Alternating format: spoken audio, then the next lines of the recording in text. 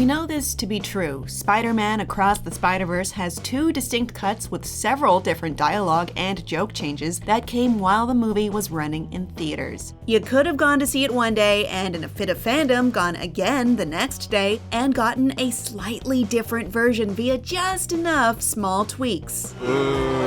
And it certainly would have been just off-putting and confusing enough to make you question your own memory. You just wrinkled my brain, man. Didn't Miles say one more thing to Miguel here? Did Lila do that joke? Was that character always there? Didn't Ben Reilly say something weirder? The changes were just big enough to remember, but not big enough to seem like they were done on purpose in a meta-contextual, oh, maybe you're in a different universe sort of alternate reality game idea. Miles!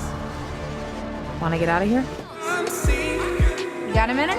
Whatever the reason, there are, or were, definitely two distinct versions of Across the Spiderverse, and only one made it to home release, while the other one seemingly already disappeared forever. This is rare criticism for a movie which I would consider a work of art, and hugely elevating for superhero movies and animation in general. The version I saw, at least, I can't speak to that other one. And now I don't even know what the right thing is anymore.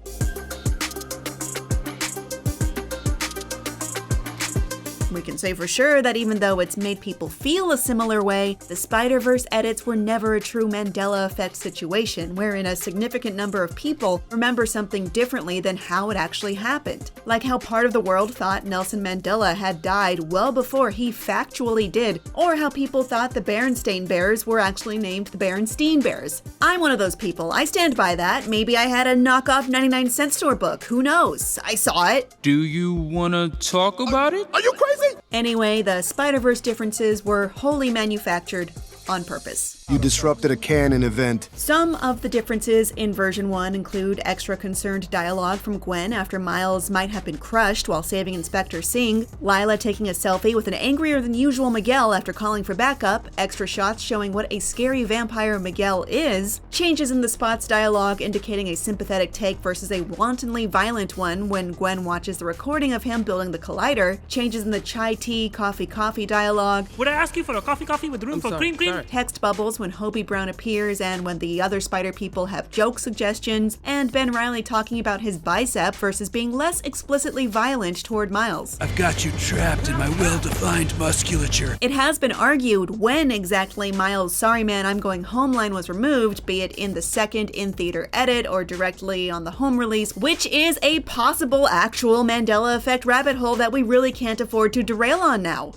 You just wrinkled my brain, man. All of these changes are relatively small, indicating slight tweaks in intent and emotionality from the characters. They were big enough to be noticeable, but small enough to not denote any kind of meta-contextual, oh ho ho, it's like you are in a different universe now. Think about that. Sort of forced instant Mandela Effect Easter egg, or even serve as an alternate ending like in the 1985 Tim Curry Christopher Lloyd classic, Clue.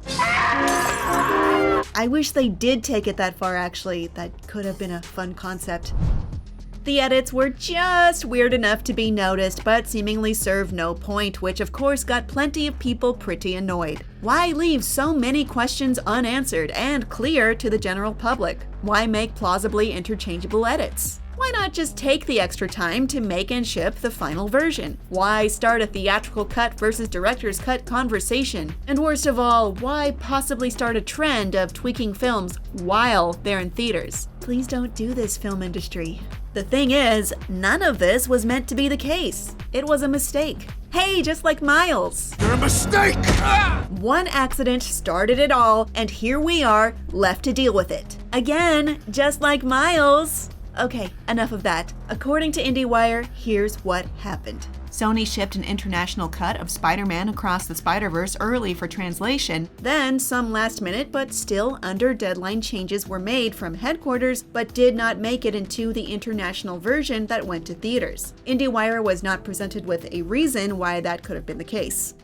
But why? Then, of course, there was the whole fiasco of some moviegoers not having been able to hear the movie properly thanks to a bad sound mix. So, Sony sent updated copies. It's not clear if this is when the final edit got subbed in at all locations, but it certainly adds another layer of confusion. And how did people in the US presumably watch the different international version? Well, one hypothesis is our good old pal / nemesis, piracy. Hello everyone, I'm Blackbeard.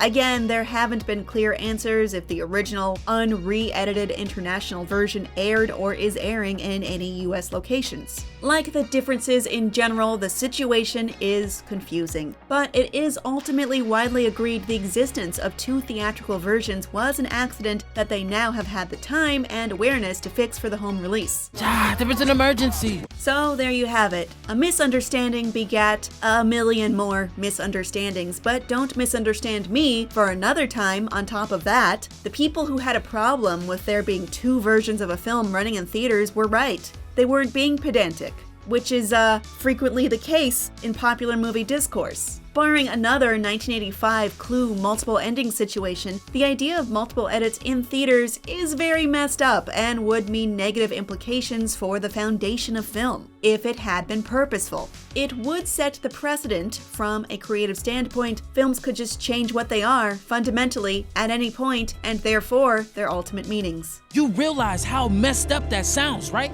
Looking back on, for example, Steven Spielberg removing the guns in E.T. over a moral objection for the movie's 20th anniversary edition, but then regretting that change due to artistic reasons. That was a mistake. I never should have done that. And re-adding the guns for the 30th anniversary edition. It just ultimately dilutes the focus and the conversation around the film and renders its purpose to be mutable rather than a complete statement. You can argue about history versus becoming better as a society. By all means, that's a great conversation, and I'm ultimately for that betterment. But it's likely better to address in a message before the opening credits, not via an unexpected edit or several edits right in the middle. And anyway, that's not even the point of what the Spider-Verse edits were. They just seemed like a situation of A choices versus B choices. They more addressed creative concerns, like, should Miles seem nicer or meaner here? If Gwen cares less here, does it mean Miles' feelings of betrayal seem more grounded? Does Miguel need to be this scary? If that had been the case, it would have come off as lazy and incomplete to not have addressed these questions before release. It'd be like turning in an essay super late and still expecting an A grade. What? Woo, okay. Actually, no, it'd be more like if you hacked into the teacher's computer and changed the document there while they were grading and they know you did it. Again, though, that doesn't seem to be what happened. It looks to have been a simple mistake.